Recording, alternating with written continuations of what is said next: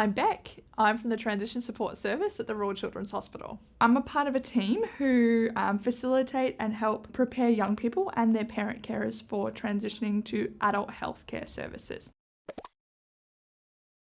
When we're talking about the first phase of transition preparation, ideally we would love young people and their families to be thinking about that when the young person is about 12 to 15. Conversations around the dinner table of your heart condition and the name, those small factors really make a difference long term.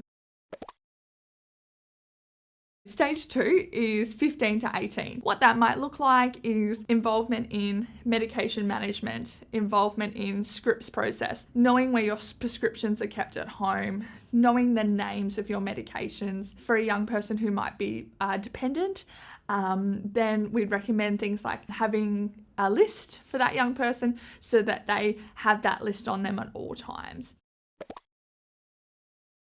They might be referred to a tertiary hospital that has an expertise in that type of heart condition.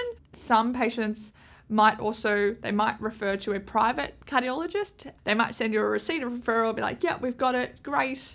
And then in due course, normally about 6 months out, you should hear from your new team. So a smooth transition is one that is planned, it is purposeful. There are conversations between the specialist and the patient and their family have commenced a lot earlier than the day they turn 18 and their last appointment. An example would be like the nurse coordinator. They usually know the young person in the family really well by having, their email address to be able to send them any questions that they might have. And then by doing so, what they might be able to do is at the next cardiology review, they can help to assist by, providing that cardiologist the opportunity to be asking those questions with the young person. Another opportunity is, continual education for the young person that is age stage appropriate around other aspects to do with their cardiac condition. At the Royal Children's Hospital, we have a number of web-based resources. The main one that we would use in our clinical service would be the health skills checklist.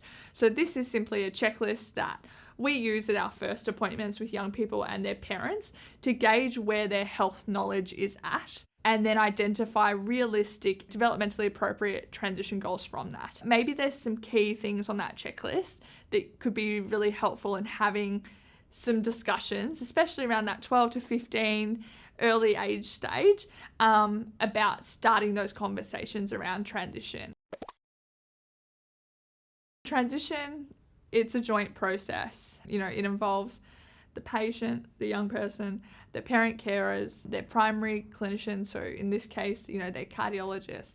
It might also include other multiple healthcare specialists. All of these people are a part of the team. It doesn't all have to be solely carried by one person. And so sharing that load and having those conversations consistently, it's a team effort and everyone's involved.